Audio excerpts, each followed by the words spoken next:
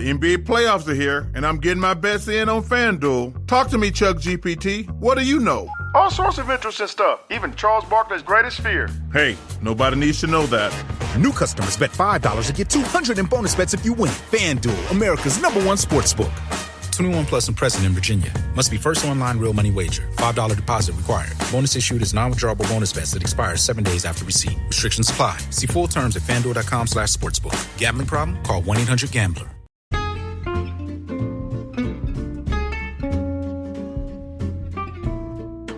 Hello, and welcome to It's a Fandom Thing.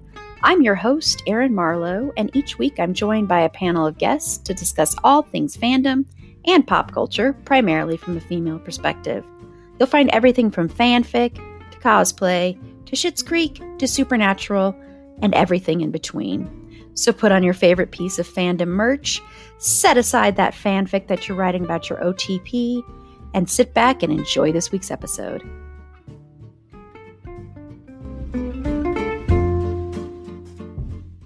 Hello, and welcome to this week's episode of Pop Culture and Fandom News.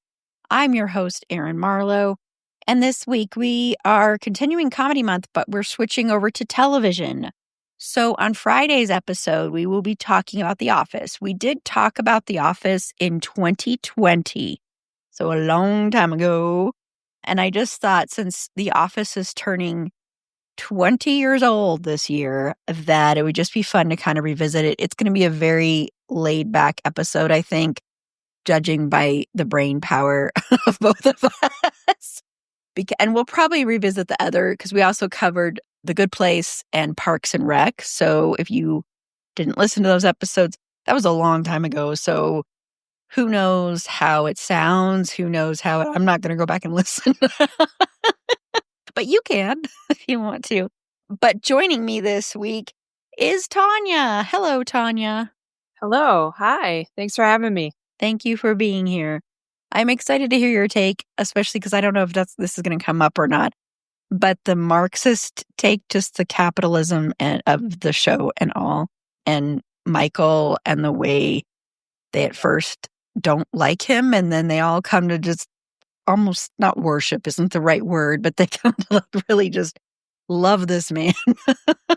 That at first was like their abuser almost. So it'll be interesting talking about that on Friday's episode. For sure. Yeah. That's not now. That's later. Yeah, Yes, that's later. That's because I need like 5 seconds to think about all that for a minute. And that's cool because I mostly watched that as a fan. I rewatched it just laughing my ass off. So, yeah. Yeah. Yeah, I will admit, everybody, I did not watch season 8 and season 9 except for the series finale because I don't like season 8 and season 9. So, confession there. But before we get into that, we'll do some pop culture and fandom news. So, Tanya, I know you're really, really busy, so I don't know how much time you've had to have other things, but what is one thing in fandom or pop culture that you're into right now? I'm into what I call my grading sequestration, where I shut myself into a room, and if I light smoke every day, and if it's black smoke, I'm still grading, and if it's white smoke, I'm done grading, right? And there's a new life ahead of me. Yeah, so no, I appreciate this, and as you know, I was not feeling super great, so this is the most, I don't even know how to preface this. This is the most Tanya thing and the most nerdy, dumb thing. I watched the movie Conclave. Did you all cover it on here? We didn't cover it, but I loved that movie. Okay. I really liked it. I was so surprised. Yeah. I was like, why do I like this movie in which every scene is best summarized as Ralph Fiennes just looks balder and sadder? Like every scene. If you just splice him together, it's like, I think he's going bald, and that's kind like he's like 60, whatever. I mean, no shade. I mean, like, whatever. But it's just like they played up him looking older, I think, on purpose. And then he just looks more depressed. And then, Erin, spoiler alert, he finds a turtle. And he takes the turtle back to the pond, and the sun shines, and that's get it? It's a metaphor. Get it? Everything's fine. That's the whole movie. There you went. And it was a lot of like old men in things that look like dresses. Kind of. No. So I know I'm not Catholic. I'd probably be hit by lightning if I were. I am Christian, so I don't know a lot about the Catholic Church. And this is in no way any kind of shade. I find that process fascinating, right? The whole idea. And of course I would. Like, of course, as a sociologist, I'd be like, oh, that's fascinating, right? As the whole thing. So weirdly though, I don't know how you make a PG movie that is just 2 hours of people looking sad and then being stressed. And there's a couple of things that happen. And somehow it was just directed really well. And every scene was really, really visually set up a certain way to look interesting. And the music did a lot. The music did a lot of heavy lifting to add drama to it. And you all who are listening know more about movies than I do. But I do think that was cool. And there's a few plot twists, I guess, in it that I don't want to say too much about. But that's what I was into this week. And that's my like smart person answer. My not so smart. I don't know if it is still smart. I also watched some Andor. So I'm looking forward to finishing the second season of that. But listen, we're not getting any younger over here. And I did not watch the recap. So the first season of Andor was like 2 years ago. And I remember who Andor is, and that's about it. And then I was like, what the hell is happening right now? And I like vaguely remembered. It's still, for me, Andor is cool because I really liked Rogue One as probably my favorite Star Wars movie. And I felt like with all the shows that they've done, as much as I sometimes have enjoyed them, I don't know that they were needed. They felt very like, let's get some money, or this fan community is getting older and they now have the money to watch the show or to spend this, right? That's my cynical take. But for me, the first season of Andor felt they're going to tell you a story they haven't told you before about the rebellion. And I think they're going more into that with this second season. So I appreciated that personally. I found that more interesting. I haven't watched any of them. I've watched like maybe 3 things total on Disney Plus. I'm not really, I like Star Wars. It's not that I don't like Star Wars, which is one of the first things we ever talked about on this podcast was Star Wars. Because I loved it as a kid and was really into it as a kid. I dressed up like Princess Leia like every Halloween for years. And plus, it was like the most simple costume in the world, so I'm sure my mom like loved that. But I can't get into Disney Plus. I don't know why. I mean, I do. It's not really, most of that stuff isn't totally up my alley. Although it still cracks me up that because of the way like it works now and the things they own, that like there are things that are part of Disney Plus, like some horror movies like American Psycho was on basically. And I don't know why I get a kick out of that, but I do. But yeah, I haven't watched that. But Conclave surprised me so much because I watched it solely for the fact that it was nominated for Best Picture, and we were doing we do our annual Oscar show. So I was trying to watch every movie, which I didn't succeed at, but I watched it for that, and I could not believe how into it I was. Because on the surface, it seems like the most boring movie in the world. Why do you want to watch these people just basically just talk and elect a pope? Especially if you're not Catholic. I'm not Catholic either. Some of my family, my dad's side they're from Chicago, so it's kind of like, oh, they're excited Chicago today. And Catholics go, yeah, they probably are. Yeah, spoiler alert, we have a new pope.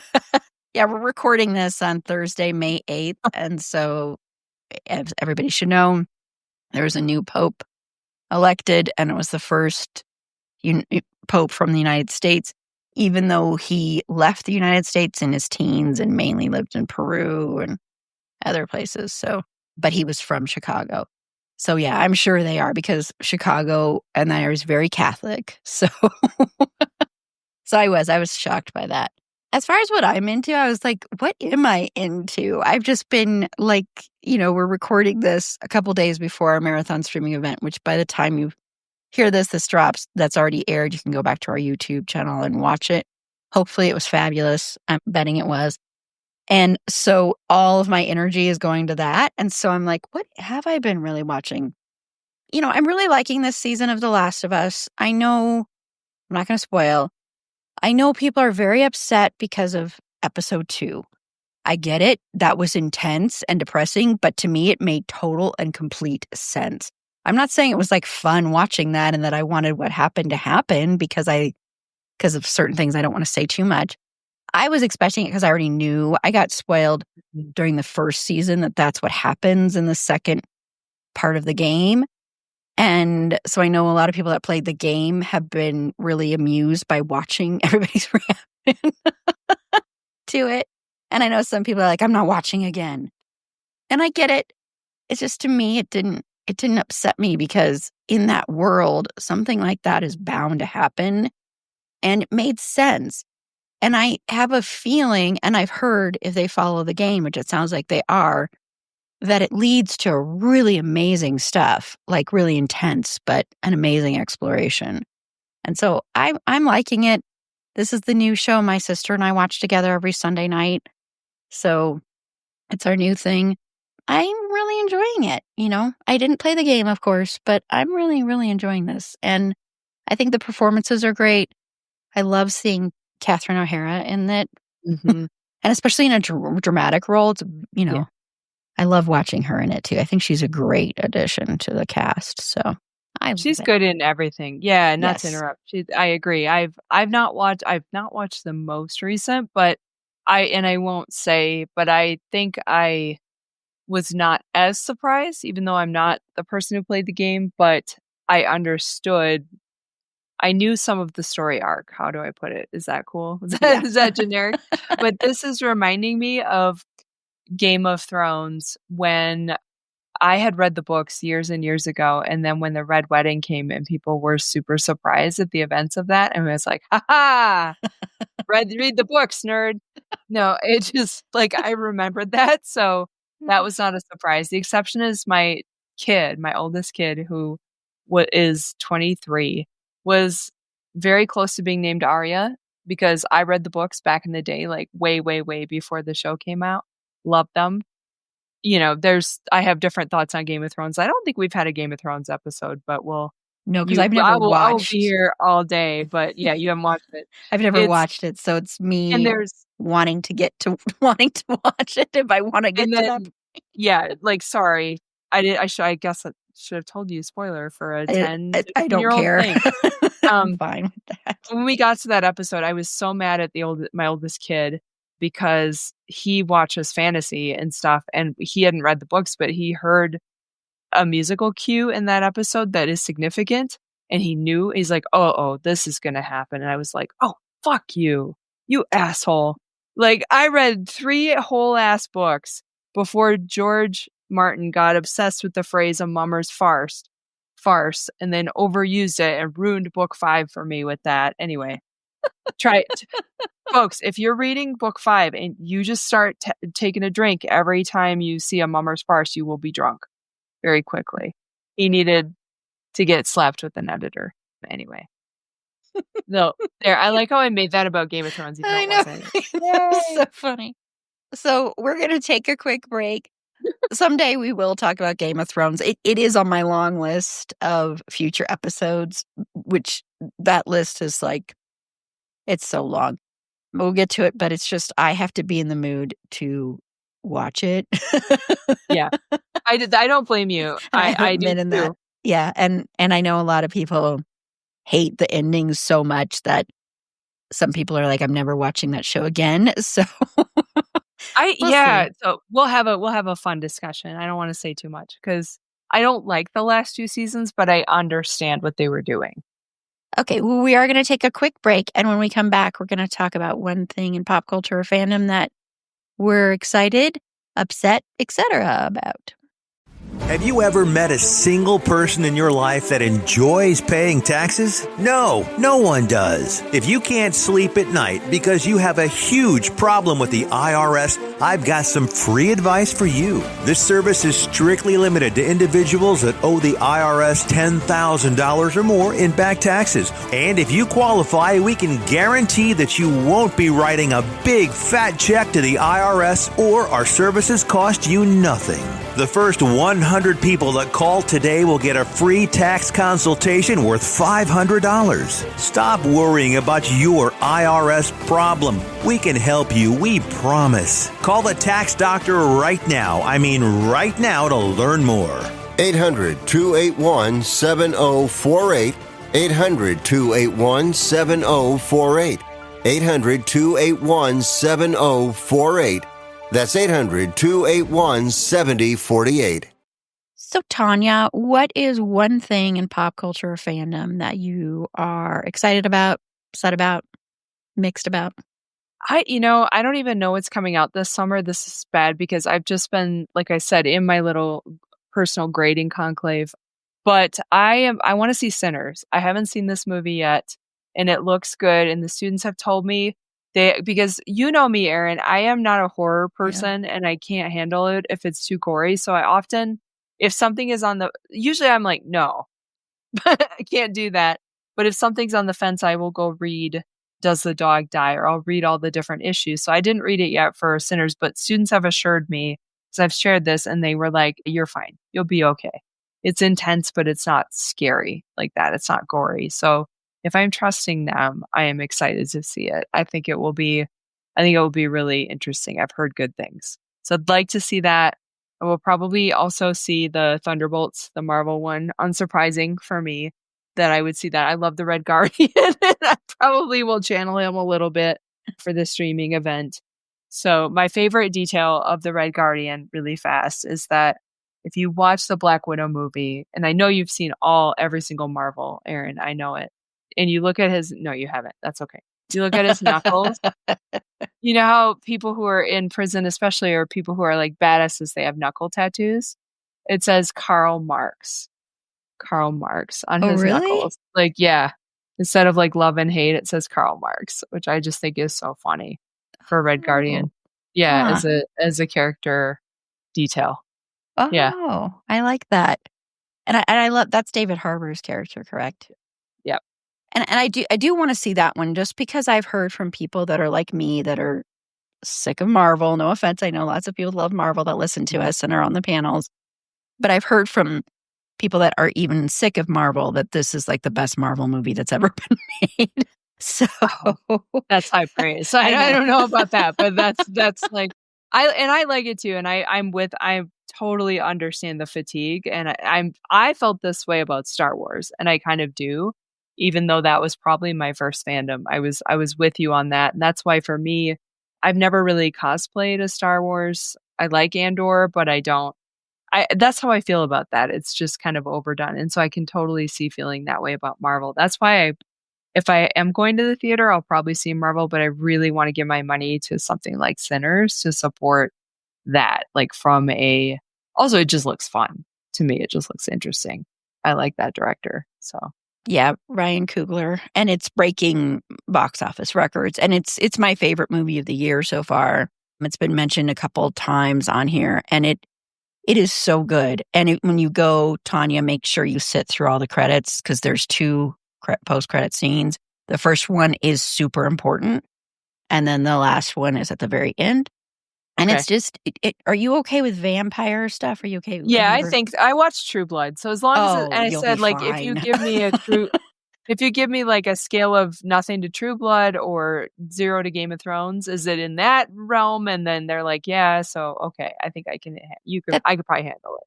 That's right. You were on our True Blood episode. If you can watch True Blood, you will be fine with this. Okay. Yeah, you will be fine. And it's just there's so much to this movie. There's such a deeper message to the film, which I won't go into because I think you should go in as blind as possible.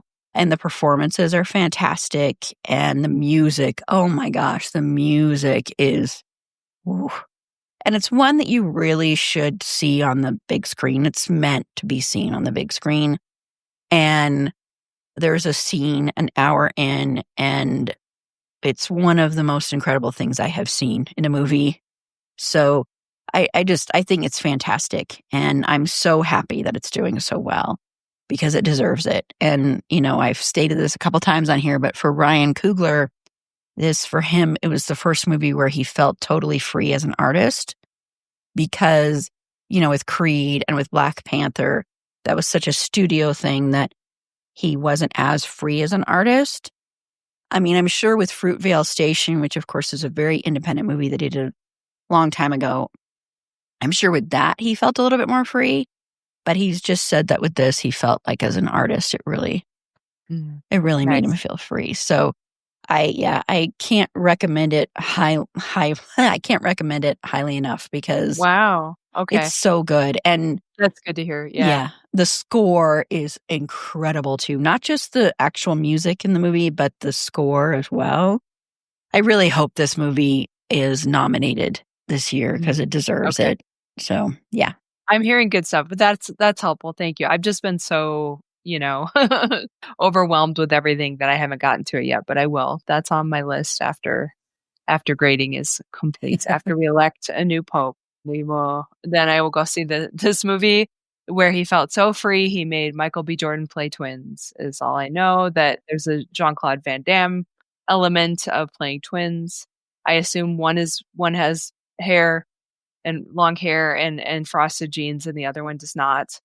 That's how you differentiated twins back in Jean-Claude Van Damme's day. So one was a bad boy and one was a straight-laced guy. So do you remember this? Do you remember this? I don't actually remember this because I didn't watch any of that, but it sounds familiar once you're starting to say it, of that coming out. But the thing that I just thought... Why were you cooler back then than I was? I'm just saying you were. Yeah, you were. Well, no, when you said that, I was just thinking of the movie Twins, which I loved with Arnold Schwarzenegger and Danny DeVito, Right. I think any movie that features twins, it has to be that kind of a pairing. If not, they're really missing the opportunity of what you could do. I have to say, I watched season 3 of The White Lotus, and Patrick Schwarzenegger is in it, right? And I could not get over it. I was just like, he looks so much like young Arnold. It was weirding me out big time. Have you watched this yet? No. The White Lotus? The White Lotus is on my list of ones I really want to watch because it seems like it's right up my alley. I don't know.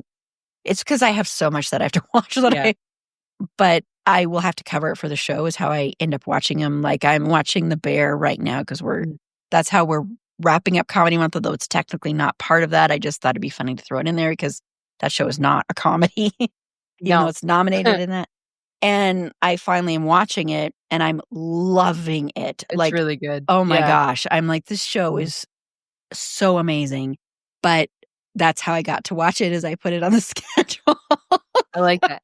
That's how I am with work. Like if I need to teach this, I'm going to read it. Otherwise, I don't know that. And that show's great too. I watched through the second season, I think, and it was honestly, if you've ever worked in a kitchen, the first season is really stressful. Like I couldn't watch the first couple episodes because I got really stressed by it, and then went a little too real. But then I think it goes somewhere different. And I like shows where they trust the actors to act and they trust the audience to understand what's going on in the scene, or like you're getting this without a lot of dialogue or necessarily without a lot of being told something. It's being shown to you. And I think that's also I'm just gonna bring it back for you to Conclave and to say, like, I think that's part of what made that powerful is they were very intentional with everything in that movie, but also they let the scenes play out the way that they would versus just like hitting you with it. Sometimes they hit you. The turtles were a hit over the head, but yeah, I forgive them that they get a pass on that one. But yeah, no, I know what you're saying, and it when you're dumbing down things for the audience, it can come off as condescending and doesn't always work.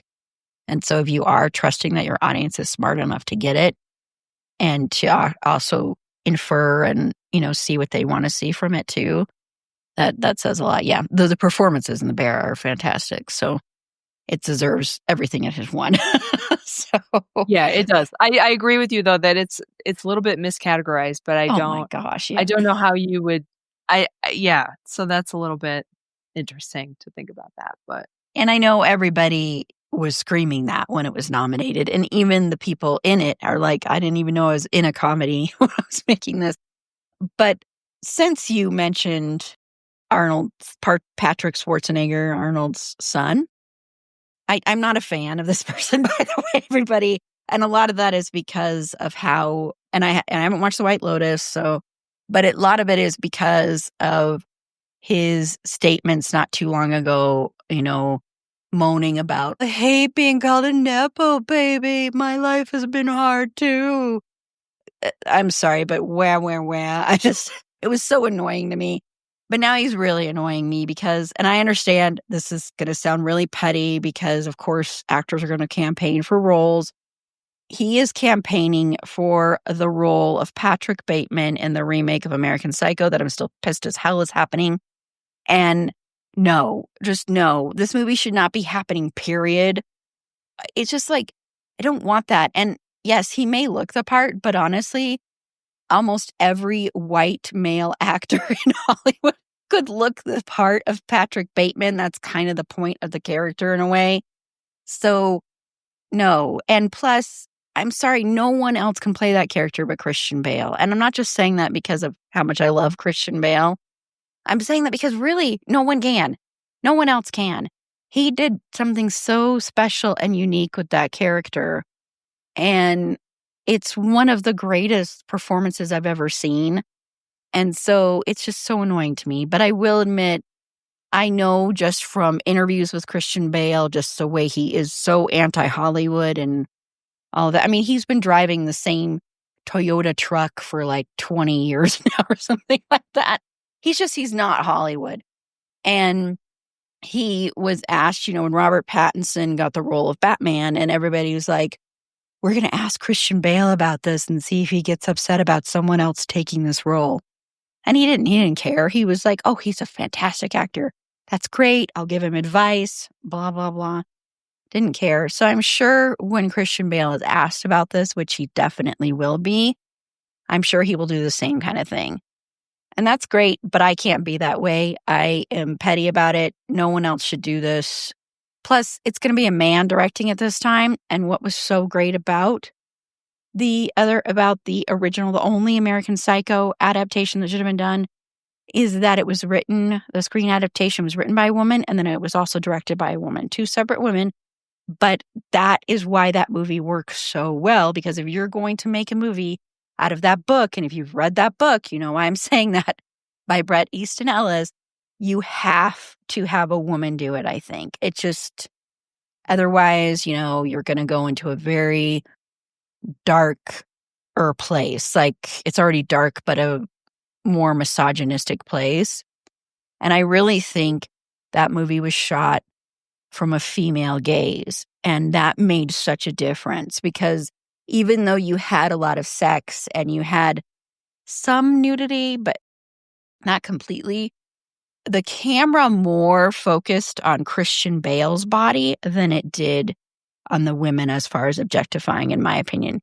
You can hear me and Sasha and Carla and Sarah talk for over 2 hours, like 2.5 hours, about American Psycho. It was the very first Christian Bale episode we ever did back in 2021.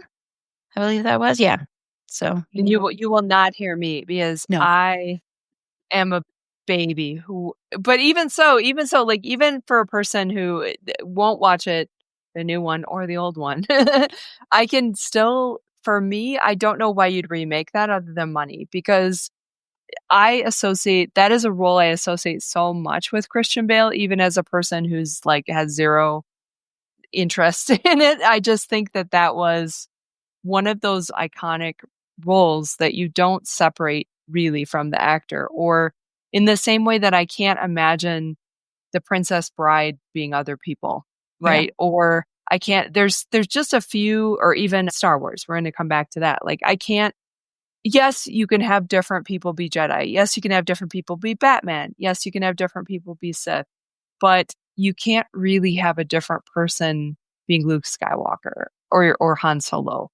You can have, I don't know, the one where they did, I guess they did the prequel where it was young Han. That didn't bother me, but it was, we're not remaking it. We're sort of telling a different point in time. It wasn't great, but it was fine. Like, it was a fine story. Yeah, I went to see that one by myself because it was called Solo.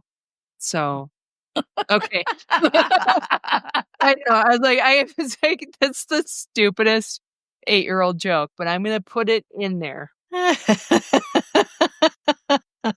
But But yeah, I just don't understand why you do that other than money. And again, I know that's why this stuff happens. It's just people want to see it again. They want it in the theater again. But to me, it reminds me, do you remember the 90s, Erin? You were too cool. You were not watching Sean Claude play twins in the drive-in theater double feature. Like I was sneaking in some chicken or whatever. I don't know. Probably not chicken. I definitely couldn't afford that. Probably ramen or some shit. But anyway, do you remember Gus Van Sant really famously redid Psycho? Mm-hmm. Yes, I remember very vividly. Yeah. Okay. Which I don't know if I saw it. And I don't know if I saw the first one. I probably did. This movie, if for listeners who are young, little, precious babies, in the 90s, this was hyped beyond belief. It's hard to overstate how hyped this was. Like in terms of the promotion they had, they must have had, probably you could write, some nerd somewhere, not me, has written a book about the PR behind this movie or an article, because it was just unbelievable, honestly. The fact that I heard about it, you couldn't turn on your TV without hearing about it, was like wicked. Okay. And it was a big flop, at least from what I remember. And part of why it was a big flop is he chose to do, I forgot what he did right before that got him the budget for this, the director. Do you remember what he did? What did Gus Van Sant do right before that? I'm going to look him up because I should know this because I've seen I will stall for time while practically every Gus Van Sant movie. He's a good director. He was renowned and he was a big deal. And so he did something that got him into this position to remake Psycho. And it was Anne Heche was his actor in the shower. I just remember the shower knife thing. Because I got to look around the bathroom before I shower. And I've only ever seen that once. But he did a shot for shot. And the guy from Wedding Crashers. Vince Vaughn. Yes.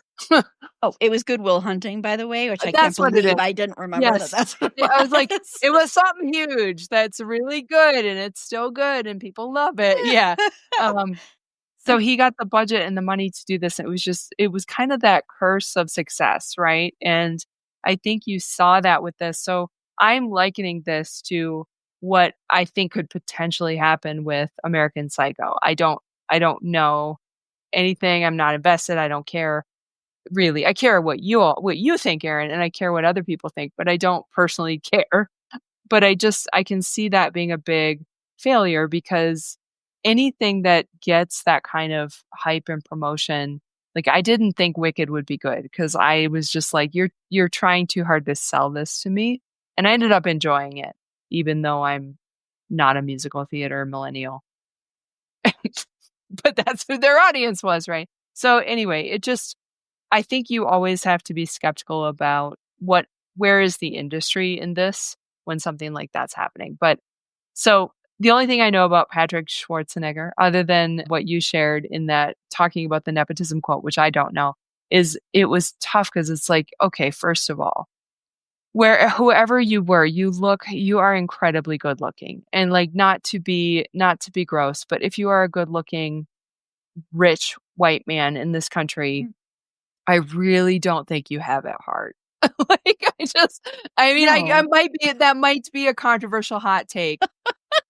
Especially for us, yeah. But I don't think your life is hard, And I think what weirded me out that I was telling my partner was damn, I realized that at some point Arnold, who I've never found good looking, I knew he was fit. And I knew he had some kind of charisma, right? But I never was personally oh, that's a good looking human. His son is okay, I don't personally find him attract that, but you also go, okay, the Maria Shriver, the Kennedy genes, he's a good looking human. He's also 12, but he's a good looking human. And so you have to go with that. At some point, Arnold was cute too. And that was the most weird, disconcerting out of body, that meme where the person goes out of their body and then they're an astral projecting. That's how I felt. And he does look the part, just as the other person that has been suggested by so many people is, this is really no to me because I don't think he could handle it, frankly, is Jacob Elordi, who's like the it guy, and he's, that really tall guy, and everybody loves him, and I always forget. Yes. Yeah. Mm-hmm. And I always forget he is English, except for Saltburn is what made me go, oh, he's English. Didn't know that. Because I only knew him from Euphoria. And so he's good at playing jerks, and he's good at playing creeps. So, and he fits the bill looks-wise. It's just, you can't just go for looks-wise in this role. It's a very complex part, and it is someone who, there's a really great interview with Mary Herron, who is the director, and she's talking about how it's so weird that now, in this day and age, a lot of Wall Street bros and people like that, and all those, incel people, in a way, too, have taken to idolizing Patrick Bateman. And she's like, that is so stupid to me, because we were making fun of those people. Mm-hmm. Patrick Bateman is making fun of those people. He's not someone to idolize. Well, he's a killer, number one. And some people don't believe he really did kill everybody, but he's a killer, number one. Number two, he's just sleazy. He personifies the Reagan era stuff, since it takes place in the 80s. So he's just, he's all about greed. He's all about how perfect something looks. And like Mary Herron said, he's just a dork, and not in a good way. And Christian was obviously making fun of those people. He's talked at length about that, about how running into those people and talking to them when he was preparing, he just did not like them, and he didn't understand how they didn't see that he was totally making fun of them.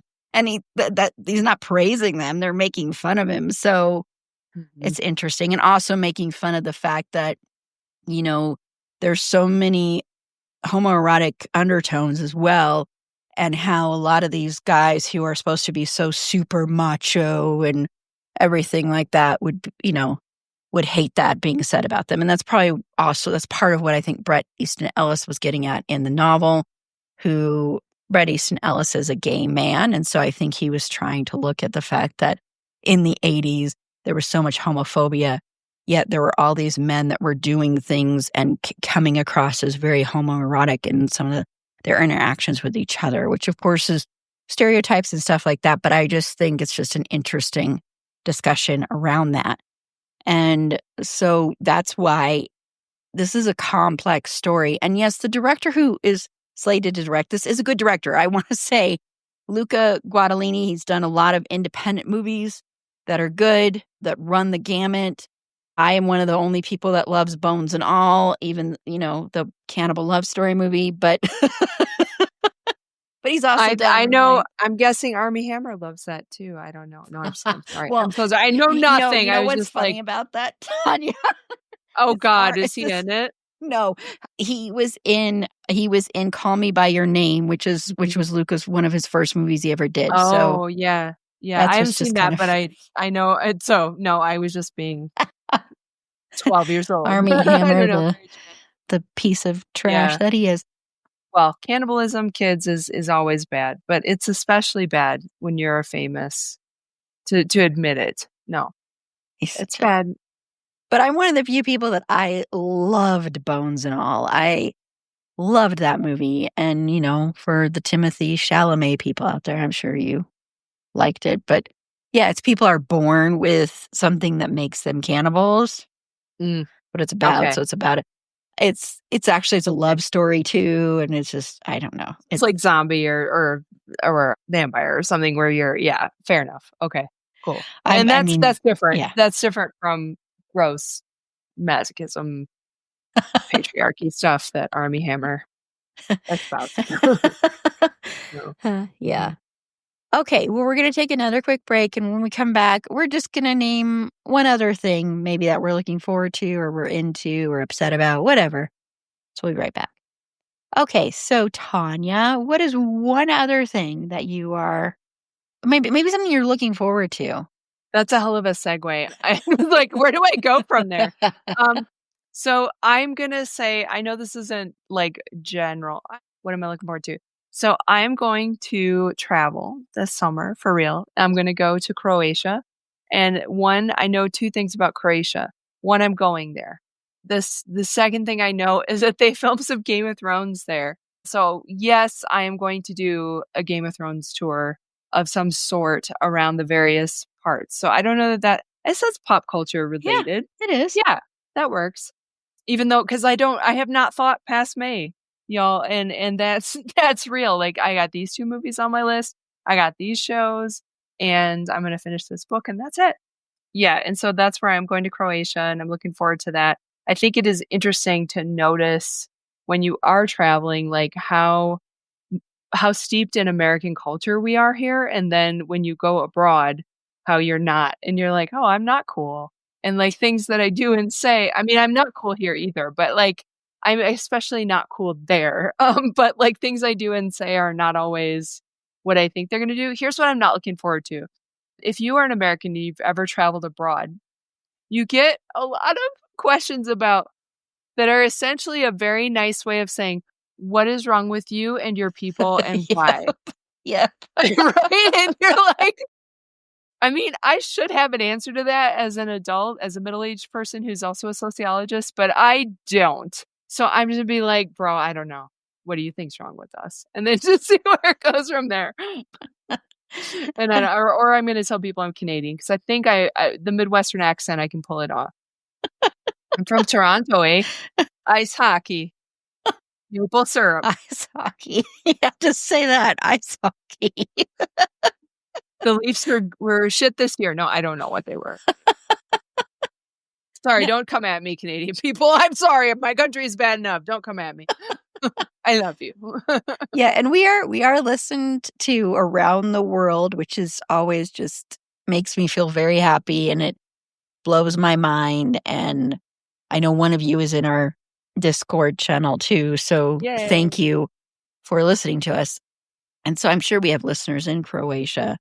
Yay. And I know tell me where to go in Discord. Like, not go to hell. I mean, don't tell me to go to hell. I already live in hell a lot, but I mean, tell me like what to see in Croatia that's good, or what should I eat, right? That's the important part. But you know, it is interesting. I mean, I haven't tried. I've gone to Ireland is the only place I've gone to, but it was really interesting going to Ireland when I did and having the news coverage be so different than it is here when it was talking about Gaza and everything and how it's more pro-Palestine and, you know, they are very like, they understand that there is an actual genocide taking place and they're talking about it. And this was in 2023 that they were talking about this. And I was just like, this is such fresh air to hear this on like basically like almost like their public broadcasting on the radio. It was somebody that was driving us and they were listening to that. And it was so refreshing to hear that. And, you know, to hear them basically trash, at the time it was Biden, for his policies when it came to that and funding, you know, Israel and Israel's ongoing genocide. And it was just so nice. And yes, I know Ireland is right now, they are dealing with an election. I don't know if it's happened yet, so apologies, listeners there, but where they do unfortunately have people that are far right because fascism is trying to take over the whole globe. And Ireland has suffered so much throughout history. So I think that's why Ireland felt so much more progressive than we are and so much more open. Yeah.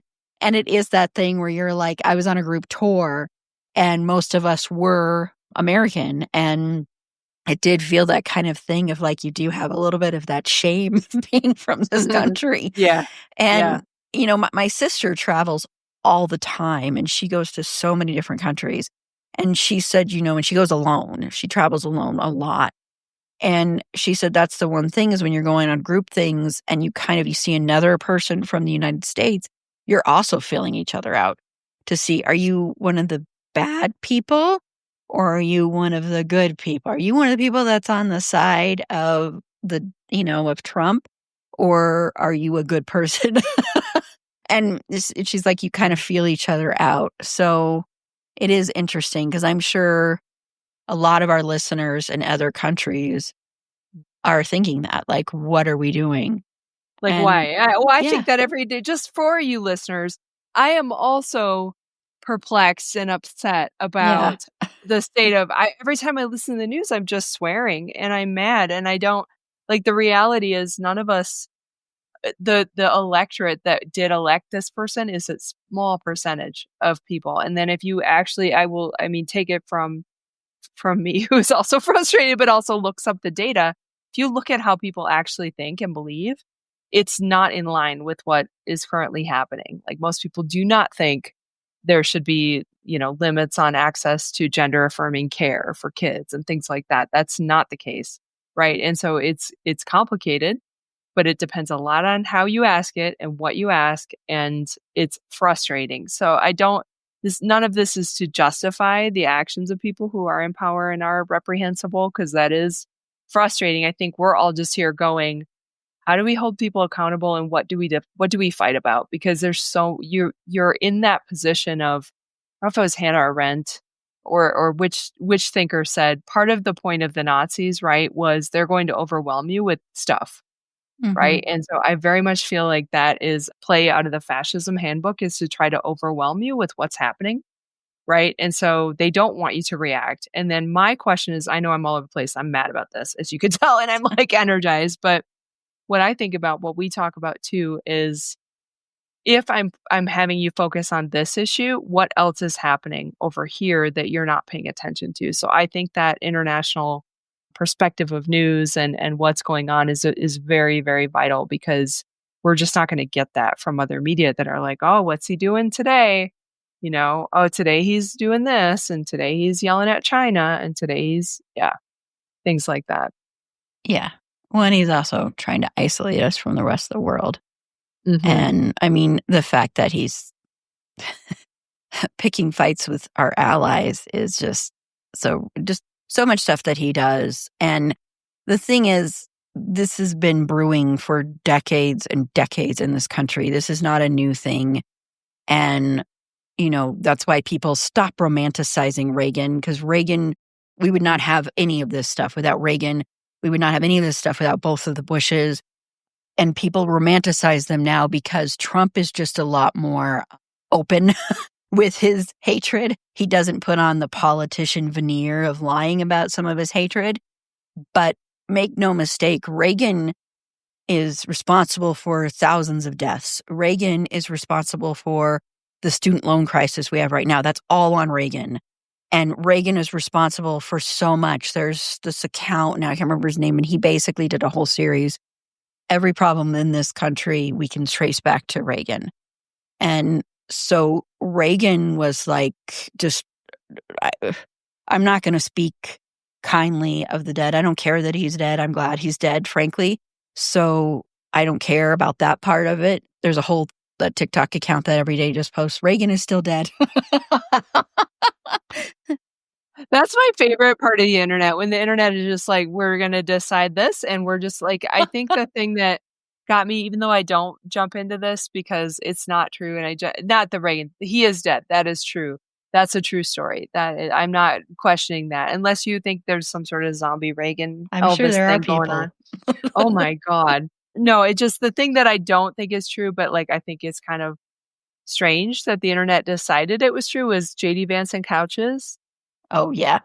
Yeah. Yeah, because somebody made that up. Somebody literally made that up. Somebody made it up, and then the internet just lost it. And when trends like that happen, I find that interesting or fascinating, but I don't jump on the bandwagon. I'm just more like, that's a really wild way to just like express your frustration with this person and this administration. Like, what you should do is probably vote. But also, do I think the memes are funny? Yes. Anyway. I do too, because JD Vance is another piece of trash and garbage human being. Mm-hmm. And, they're all scary. I found out the Pope died because a friend to our group chat said, did you hear JD Vance sucked the life out of the Pope? And I was like, oh God. It also does not get more Catholic than dying on Easter. Okay, come on. That's true. I know it was Monday, but I was like, we know you're Catholic, Pope. Okay, we get it. That's true. Yeah. So for my last thing, I'll just say, and I'll end kind of on a going to maybe a happier, more joyful thing. But so I went to another mystery movie thing at Alamo this past Monday. I took a break from things, and it was Jane Austen Wrecked My Life or whatever. And I'm not a Jane Austen person, so it was kind of like, it was okay, but it felt long for a 94-minute movie. But that's not the thing I'm going to mention. So there were trailers before, and there was a trailer for the new Mike Flanagan movie that's adapted from a Stephen King book, not a horror Stephen King, more in the Stand By Me, Shawshank Redemption kind of realm of Stephen King, called The Life of Chuck. And this trailer made me cry. I'm not even kidding. I had heard about this movie because it was at the Toronto International Film Festival, or TIFF, last year. And people talked about it and how it was really moving. And Mike Flanagan, who's mainly just done horror, is one of the greatest gifts to horror. I mean, he adds so much depth and humanity, and he really understands how you can explore the human psyche through horror. And he does such a great job at that. If you've never watched, I mean, there's so many that you could watch, like his first one, Oculus, and all these things. But if you've never watched Dr. Sleep, which is the sequel to The Shining, you need to watch that movie, because that movie is so incredible. I mean, he did something where he was able to combine the stuff from Stanley Kubrick's Shining along with what Stephen King originally intended with the novel, because if you don't know, Stephen King hates the movie The Shining, and then add the stuff from the sequel and all of this. And it was so well done, and the performances are amazing, and it was really emotional. And so I'm really happy to be able to see a Mike Flanagan movie where he's exploring outside of horror, because, like, you know, horror is my favorite genre, and I think you should explore this stuff in there too. But the reason I say that is because I think more people that have never watched Mike Flanagan stuff will watch this and maybe realize, you know, that horror, I mean, people that don't necessarily appreciate horror, that horror can be made by wonderful people, and generally is in general, and people that have a lot of heart and are just true artists. And so that's what I'm hoping happens with this. It also looks like it has an incredible cast. I'm just going to go over the cast really quickly. And it's supposed to be coming out in June 6th, limited. And then I think it's later on in June, it'll be national, but it stars, like, it has Mark Hamill, speaking of Star Wars, going back to Mark Hamill, Tom Hiddleston, Matthew Lillard, for you Scream fans out there. But it's got an amazing cast, and it just looks really good. And the trailer just literally makes me cry. I've watched it a few times now. And so I'm just excited to watch another Mike Flanagan movie, and hopefully people that are outside of the horror community can discover why so many of us in the horror community love this man and think he's such a gift to horror. So, okay. Well, thank you so much, Tanya, for joining me. And as always, I love the conversations we end up having when you're on. So thank you so much. Me too. My pleasure. Thank you. You're welcome. So if you want to just let everybody know where they can find you. You can find me hiding from the international folks and from people who want to ask what's wrong with my country, and from Catholics. No, you can find me at my website, usually is probably the easiest, at tanya-cook.com. So Cook is just spelled like Cook. It's not Tanya Cock, like Kaiser Permanente likes to say it. I don't know what's so hard about Cook. Cook should not be hard, but they're like, we have a message for Tanya Cock. Is Tanya Cock available? No! But Tanya Cook is here. Tanya Cock, I guess, is my porn name. I don't know. Here we go. It's late. I'm tired. You can't find me on porn. I didn't make any. It's not me. I just want to clarify. That is not me. And speaking of horror, Fergie the dog, that's her favorite genre. And you can follow her on TikTok. That's not a joke, okay? There's a TikTok video pinned where she is watching Insidious, and she is literally leaning watching it so intently that you think she's planning something. But you can follow her on TikTok at Schroeder and Fergs. That's SCHROEDERANDFERGS. It's long, but it's worth it. To find links to our past episodes, all our social media. We are also on Blue Sky and everything like that. Links to our Redbubble store. If you want to pick up some merch, head on over to our website. It's afandomthingpod.com. And while you're there, you can consider becoming a Patreon supporter today for as little as $3 a month. You get bonus content. You get ad-free episodes. You get episodes a day early. And during our marathon streaming event, we gave away prizes to some of our Patreon supporters. How it works is this is how it would have gone. This is me talking in the future, is I put the prizes on the wheel, I spun them, and then I drew out names from a hat. And whatever name I draw out wins whatever prize it lands on.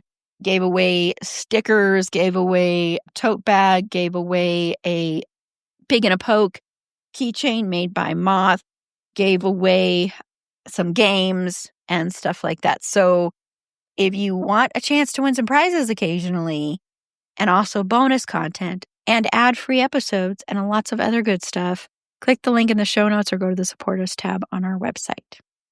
So on Friday's episode, Tanya will be back to talk about the show turning 20 years old, The Office. So until next time, remember, it's a fandom thing. Black Lives Matter, Stop Asian Hate, and Free Palestine.